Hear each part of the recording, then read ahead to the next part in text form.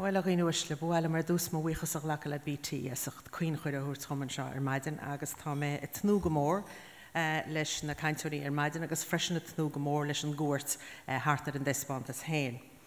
So, column ladies and gentlemen, thank you very much for inviting me to speak at this BT Mindshare event where smart minds meet. That's a great title because, in fact, it fits very well with so much of what we're doing in research, innovation and science at a European level, bringing the smartest minds together. And today's meeting gives me an excellent opportunity to tell you about some of the major research and innovation questions that are on the agenda at the European level. And I'd like to talk, first of all, about the new Horizon 2020 programme for research and innovation, and talk about our efforts to encourage more young people to get involved in science and research. And I'm particularly pleased, obviously, to be here today at the start of the Irish presidency of the Council of the European Union. This is Ireland's 7th presidency, as we all know, and it also coincides with the 40th anniversary of Ireland's accession to the EU, or indeed the EEC as it was way back in 1973. The presidency comes at a time of great challenges, but also of huge opportunities, not least in the area that all of us here are working in, research, innovation and science. Quite rightly, the theme of the Irish presidency is securing stability and ensuring that it leads to jobs and growth. And I firmly believe that research, science and innovation are essential factors in securing our economic recovery and in creating jobs and growth. Europe has no future as a place for low-cost employment. We can only compete on knowledge, skills, innovation and value added.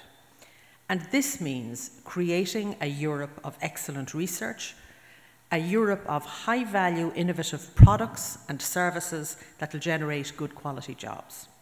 And this is the kind of economy that Europe needs and wants, an economy that works better and for more people. And the close correlation between research, innovation, economic growth and employment is the main reason that the European Commission has proposed to increase the EU's investment in research and innovation to €80 billion in the budget package for 2014 to 2020. This investment obviously will be carried out under the new programme Horizon 2020. The Irish presidency will be steering the discussions between the member states on the next EU budget, the MFF as it's called, or the Multi-Annual Financial Framework, and Horizon 2020 is obviously a part of that discussion. We saw last autumn, though, just how complicated that this discussion has turned out to be. I said that we proposed to increase investments in research and innovation. But at a time when we need investment in the knowledge and ideas industries and the innovations that Europe counts on for growth, there's a real danger that we might not even maintain the current level of spending. Let me reassure you that Horizon 2020, as we have proposed it to the Member States, is not just a new framework programme for research. Horizon 2020 is a bigger and more ambitious programme, and it represents a major reform in the way in which we fund research and innovation at a European level. It's a programme that is aimed at supporting job creation and growth. And that means that we must get the best value for money from every euro invested. Red tape will be slashed, and it will be much easier for researchers, for SMEs and for large companies to take part. While there's a strong focus on funding excellent research in Horizon 2020, there's a new emphasis on innovation and economic impact. In preparing our proposal, I listened very carefully over several months to all of our stakeholders, and I'm confident that Horizon 2020's simplified rules will make it more attractive for companies to apply for funding. I'm sure that some of the big companies represented here today, such as BT, Intel, Dell and IBM, will build on their experience of the current 7th Framework Programme for Research and become even more deeply involved in Horizon 2020. Your participation is vital. as is indeed your public support for Horizon 2020, particularly at this very critical moment in the run-up to the next European Council, where we hope that the next EU budget will be agreed. I would urge you to take every opportunity to express support for the programme to those national decision makers, the Prime Ministers in effect, who will be involved in the negotiations in February. But we're not just focusing on the big players. After all, every large company has been an SME at one stage. So Horizon 2020 will also support the research and innovation needs of SMEs. Ireland already has a good success rate with SME funding from the 7th Framework Programme. The applicant success rate of 23% is better than the average European rate of 19.9%. Projects funded by FP7 have increased the research and innovation capability of SMEs and given them access to the best knowledge in the Union, to international networks, to new partners, new markets and new customers. And I'm very keen to build on this in the new programme, to increase the participation of SMEs in the programme, and more importantly, to enhance the impact of EU funding on innovative small companies. SME participation will be promoted across the whole of the programme. Through this approach, it's expected that at least 15% of the total budget of the programme will go to SMEs. We've also proposed a specific financial instrument within the programme that is adapted to the particular needs of SMEs. It will support SMEs in developing high potential innovations and bringing those innovations closer to market. And it will provide incentives for leverage of private co-investor or follow-up investments. While I can't go into any more detail on the other reforms and new opportunities that will be ushered in by Horizon 2020, I would like to say a few words about Europe's long-term work to make excellent science the norm in Europe. Scientific knowledge and excellent research are the foundations of the new technologies and innovations that will be good for our economy and good for society as a whole. And that's why we created the European Research Council in 2007 to provide generous, long-term funding for the very best researchers with the best ideas to carry out their work in Europe. Awards are granted solely on the basis of scientific excellence with no predetermined priorities, targets or quotas. It has been so successful in such a short time that we're proposing to double its budget under Horizon 2020. ERC funding has helped Ireland to retain and attract world-class researchers to carry out their work here. 8 out of the 27 grants awarded to researchers in Ireland since 2007 have gone to non-Irish nationals, including the American Nobel Prize-winning economist James Heckman. More importantly, 21 of the 27 grants were awarded to young scientists starting an independent research career or consolidating their research team. And the expectation is, of course, that they will be the next generation of top research leaders. And each ERC grantee employs, on average, 6 other team members, ensuring that excellent PhD students and postdocs get to work with world-class scientists at a very early stage. So the ERC is helping to spread excellence amongst the young researchers. But that's not enough. We need to start even earlier. We need to start in school by encouraging more children to study science and maths. We don't just want them to become researchers, though we estimate that to achieve our economic goals that we will need 1 million more researchers in the workforce by 2020. But we want them to be informed members of an ever more technological and knowledge-based society.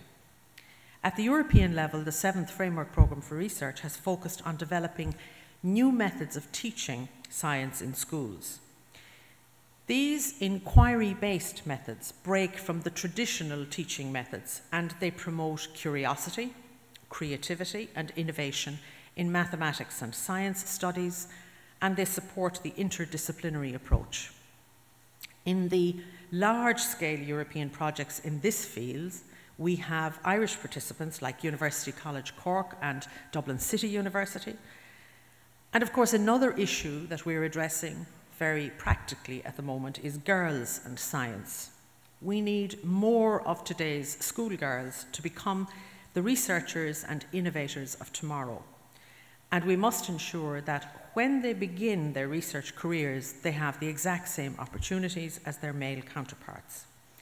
The European Commission's campaign, Science, It's a Girl Thing, seeks to show girls all across Europe that science is relevant to them, that it's a great way of exploring the world, and that there are fascinating and rewarding careers in science and research. So our website and Facebook page are taking the message out to thousands of girls, and national events were organised with great success last autumn in quite a number of member states. These are some of the actions that the European Commission is taking. I would also like to pay tribute to the excellent work of our partners in industry to increase young people's interest in science. And if I can give one example, Ingenious is the European cooperating body for science, technology, engineering and mathematics, so STEM education that Matt talked about. This is a joint initiative of European SchoolNet and the European Roundtable of Industrialists, the ERT, aiming to reinforce young people's interest in science education and careers, and thus address anticipated future skills gaps within the European Union. Through a strategic partnership between major industries and ministries of education, Ingenious aims to increase the links between science education and careers by involving up to 1,000 classrooms throughout Europe. Ingenious brings together teachers and industry to excite students about STEM subjects. A key goal is the identification and sharing of teaching practices developed by industry to communicate the value of STEM and stimulate young people's interest in STEM subjects. Cork Institute of Technology is associated with the Ingenious project, as are the industrial giants Intel, Microsoft, Nokia, Philips, to name but a few.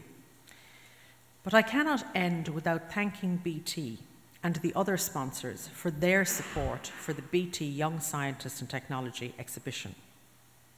I'm proud that this landmark in the Irish calendar for generations of young people is the oldest such event for young scientists in Europe.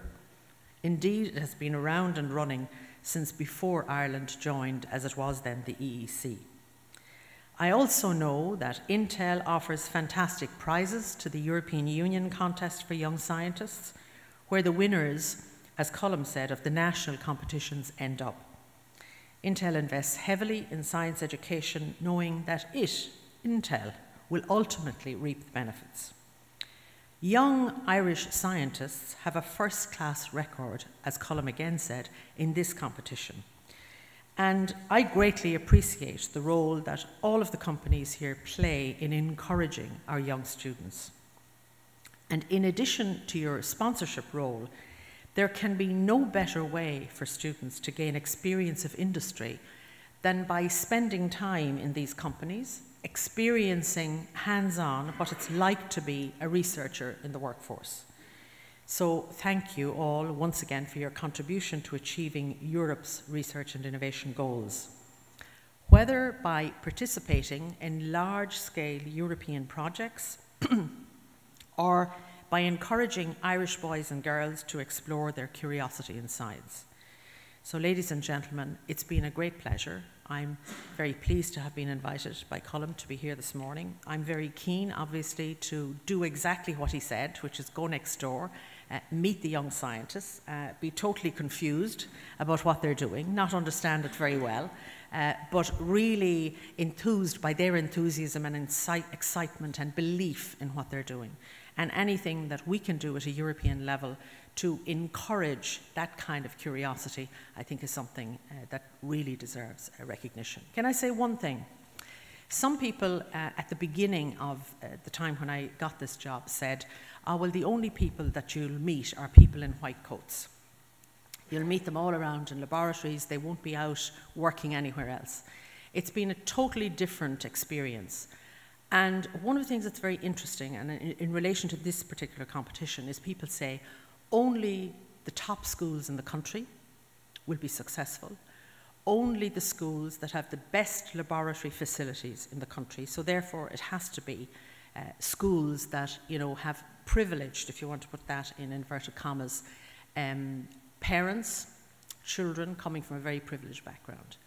Well, I was very proud when we had the European Science Open Forum here in July to be able to make a very special presentation to Jim Cooke, who had just recently retired as the science teacher in Synge Street, because he had been more successful and his students had been more successful more times than any other students or any other teacher in the history of the BT Young Scientist exhibition.